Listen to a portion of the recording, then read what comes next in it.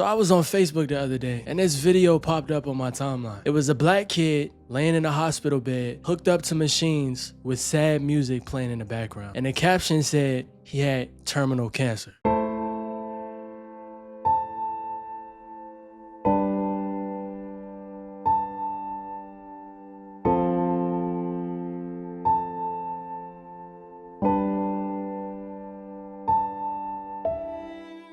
At first, I didn't question it, right? Most people wouldn't. You see something like that and your first instinct is empathy, not suspicion. You feel bad, you wanna help. So I went to the comments and everybody was saying the same thing. You know, praying, donating, and telling other people to support. The usual. But the more I looked at it, something just felt off. Not in a dramatic way, but in a subtle way. I noticed the account posting it didn't really have any history prior to this, and the amount of times that they were posting a video every day was weird to me. It's like the video felt emotionally heavy but empty at the same time, you know? And that's when it clicked for me that a lot of people don't actually realize what's going on here. So if you don't get it by now, these videos are fake. People are using AI to create these videos and they're doing it in a way that directly affects your emotions. They're not just throwing together low quality clips anymore. Those days are in the past. They're creating entire scenarios that look believable enough to pass during a quick scroll. Everything in the video is there to support the story. The child looks real enough, the hospital room looks real enough, and the caption on the screen sounds believable enough. And since most people are viewing this content casually, nobody really stops to analyze every single detail. People are watching this while they're at work, in bed,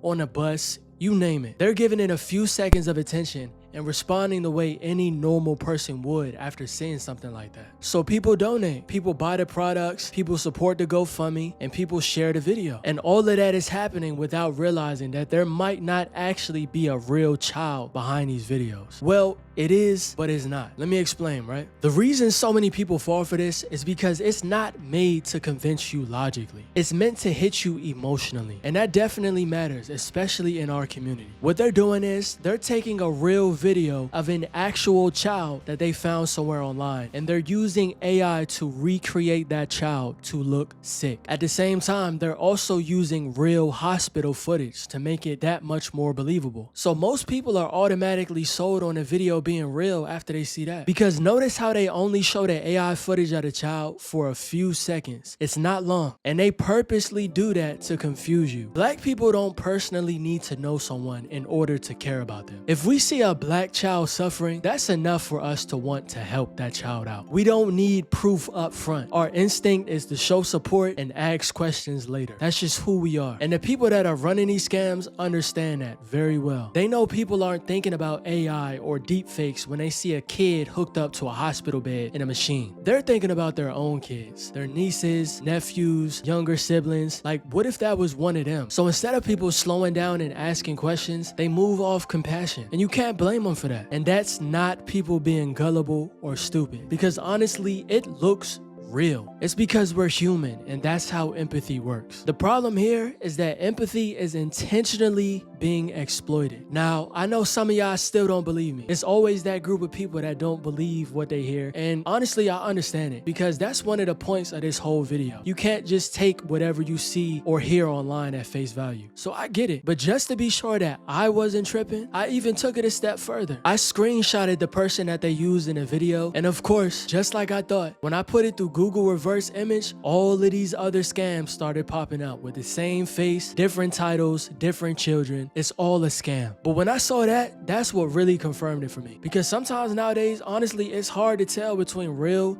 and AI videos. What really makes this scary is that we don't actually know who's behind these videos. And keep in mind, they're using real black people in them. Like that clip at the beginning with the black man crying, that's a real person. And that came from a real video online. But I'm almost certain that he's not the one running that scam. He probably doesn't even know that his face is being used in this way. Yep. And it's just like I said, this person has no clue that they're using their face to scam other people. He's just uploading innocent videos to the internet and people are taking that and using it to scam other people. That's crazy. You gotta be careful what you post online because you never know what people are gonna do with it. So that means somebody out there is deliberately going out of their way to find videos of us to use to scam hundreds and sometimes even thousands of people. And that part right there is what should really bother you the most, because that's dangerous. Another part that stood out to me is once you actually slow down and look where the money is going, the whole situation starts to get even weirder. Of course, these scam videos do not link you to a real hospital, and there's no verified charity attached to it. And you don't see a doctor explaining anything. You never see a parent speaking directly to the camera, and you never get updates over time. Instead, it's usually just a vague donation link or a GoFundMe page with very minimal information. Or a lot of times it's a page selling a product like the one I just showed you. And of course, they all say that the proceeds go towards treatment for the child. And me doing my research on this topic, that's what I see the most. I usually see a product being sold. And because the emotional part of the story already did its job, most people don't think twice about it. They've already decided to help, so they don't stop to verify. And you can't blame them for that. When people see a black child suffering, it immediately triggers emotion. And it feels personal even if you don't know that child at all. And that pain gets attention quickly. It gets sympathy and engagement. People comment, share, and donate. And a lot of that happens very fast. Usually before anybody stops to question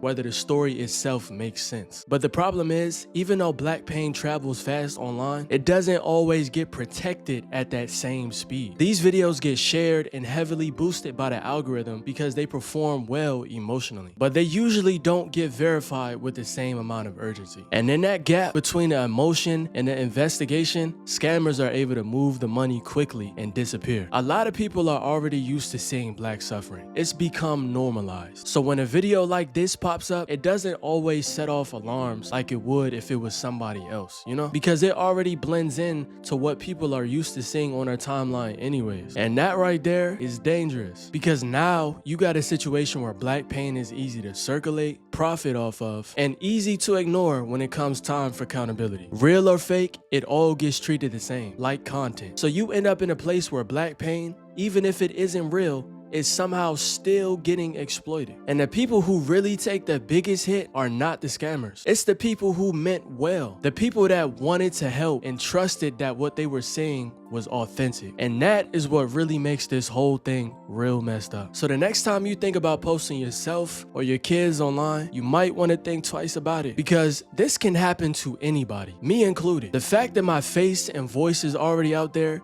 comes with a risk. I get death threats all the time, but I do this because I care about y'all and I want people to be aware about what's really going on out here. When people get scammed like this, it doesn't make them stop caring, but it does make them stop trusting. So the next time a real family actually needs real help, people are gonna be way more hesitant. And because of that, real people dealing with real illnesses end up paying the price for something that they had nothing to do with. People donating to these videos are not stupid. They're just responding the same way people always have when they see suffering, especially when it looks like it's coming from our community.